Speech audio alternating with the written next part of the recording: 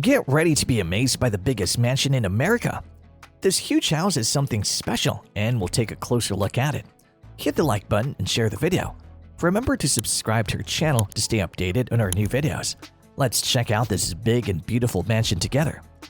In the 1880s, George Washington Vanderbilt II frequently visited the Asheville region. He constructed a vacation home there, which he called the Little Mountain Retreat because he immensely enjoyed the area's landscape and temperature. He purchased almost 700 pieces of property, including more than 50 farms and at least 5 cemeteries. Vanderbilt named his estate Biltmore by combining DeBilt and Moore. The home's construction started in 1889. An on-site brick kiln and woodworking plant that could produce 32,000 bricks daily were constructed to support such a sizable project. 1,000 people, including 60 stonemasons, were employed in the main house's construction. To obtain decoration, Vanderbilt traveled much abroad during building, with thousands of pieces of furniture for his newly constructed residence, including tapestries, hundreds of carpets, prints, linens, and ornamental items. The construction was finished on Christmas Eve in 1895. Construction of the Gilded Age home allegedly cost $5 million, approximately $150 million in today's value. Vanderbilt commissioned Richard Morris Hunt, a distinguished New York architect who had previously designed mansions for other Vanderbilt family members, to create the house in the chateauesque style. French Renaissance chateau inspired Hunt. In early 1889, Vanderbilt and Hunt toured many, including Chateau de Blois, Cheneseau, and Chambord in France. These properties were all distinguished by steeply pitched roofs, turrets, and sculptural embellishments. Hunt designed the 4-story Indiana limestone-built residence to face east, with a 375-foot facade to blend in with the surrounding hilly terrain. The facade is asymmetrically balanced and has 2 protruding wings attached to the entry tower, an open loggia on the left, and a windowed arcade on the right, which houses the Winter Garden, a popular Victorian-era feature. The entry tower has windows with ornate jambs that continue from the front door to the 4th floor's most decorated dormer. Trefoils, flowing tracery, rosettes, gargoyles, and grotesques are among the carved ornaments. With its 3-story, highly decorated winding balustrade and carved statues, the staircase is one of the most noticeable aspects of the east front. The house's most minor facade is the south, dominated by 3 huge dormers and a polygonal tower on the west side. The arbor is linked to the home and may be entered from the ground floor library. Hunt built the adjoining stables, carriage house, and courtyard on the north end of the house to shield the home and gardens from the wind. The carriage building across from the stables housed his 20 carriages and any of his guests' carriages. Vanderbilt's favorite driving horses were housed in the 12,000 square foot compound. The western elevation in the rear is less ornate than the front. An open loggia connects the 2 identical polygonal towers in the center to the polygonal south turret, opening the significant rooms of the house to distant views of the Blue Ridge Mountains. The loggia's ceiling is adorned with herringbone-patterned terracotta tiles. Both inside and outside of Biltmore, a self-supporting ceramic tile vault and the arch system were widely used. According to Vanderbilt's wishes, the limestone columns were carved to reflect sunlight and visually pleasant in different ways. The slate tiles cover the steeply pitched roof, accented by 16 chimneys. Primarily because of Vanderbilt's friendship with Thomas Edison, the Biltmore house had electricity from the beginning. With electricity less safe and fire more dangerous than, the home was split into 6 portions by brick firewalls.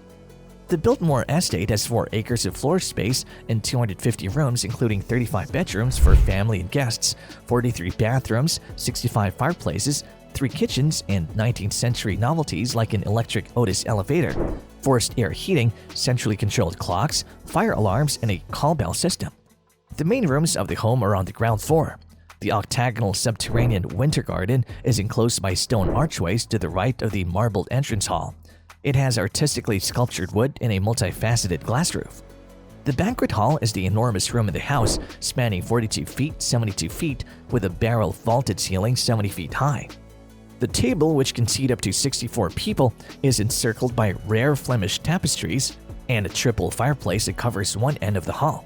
An organ gallery at the other end of the hall holds a 1916 Skinner pipe organ. The music room was left incomplete with bare brick walls until 1976, when it was completed and offered to the public. Over 10,000 books in 8 languages are housed in the 2-story library. There are three 16th century tapestries representing the triumph of the virtue over vice in the Tapestry Gallery, which is to the left of the entrance hall and leads to the library.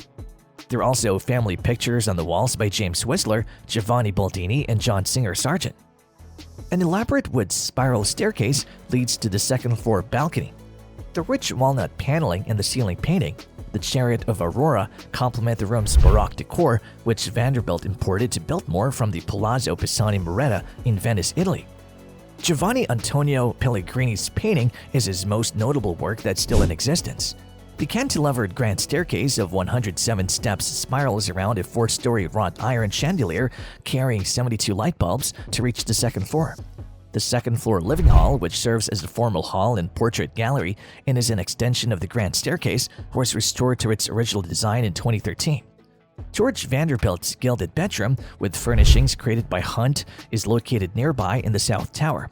His bedroom is connected to his wife's oval-shaped, Louis XV-style bedroom in the North Tower via an ornately decorated sitting room with Jacobean carved oak paneling. The most opulent room is the Louis XV room. It is so named because of its architectural plan and popular late 19th century furniture. The suite was restored and reopened to the public in 2011 for the first time in a century. On the third level, there are a variety of guest rooms with names that characterize the furnishings of artists that adorned them. The fourth level contains 21 bedrooms occupied by housemaids, laundresses, and other female staff. On the fourth level, there's also an observatory with a circular staircase leading to a wrought iron balcony with entrances to the rooftop, from where Vanderbilt could observe his land. On the other hand, male servants were housed in chambers above the stable and complex.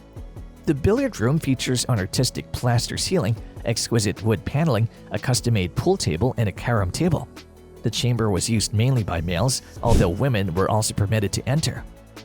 In the bachelor's wing, which was off-limits to female guests and staff, there were hidden door panels on either side of the fireplace. The smoking room, famous in country residences, and the gun room, which housed mounted trophies and showed George Vanderbilt's gun collection, are also located in this wing. The house's service hub is also located in the enormous basement in the United States.